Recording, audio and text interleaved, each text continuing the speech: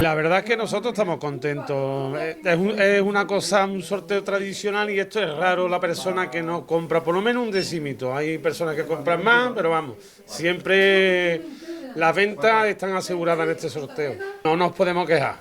Podéis ver todos los diplomas de los premios. De hecho, llevamos 3 años consecutivos dando en cada sorteo un mínimo de 2 premios por sorteo.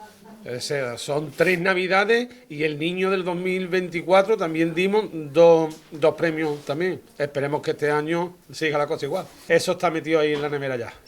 Seguro, vamos, hay 5. 5. O sea que tenemos esperanza en que demos algo.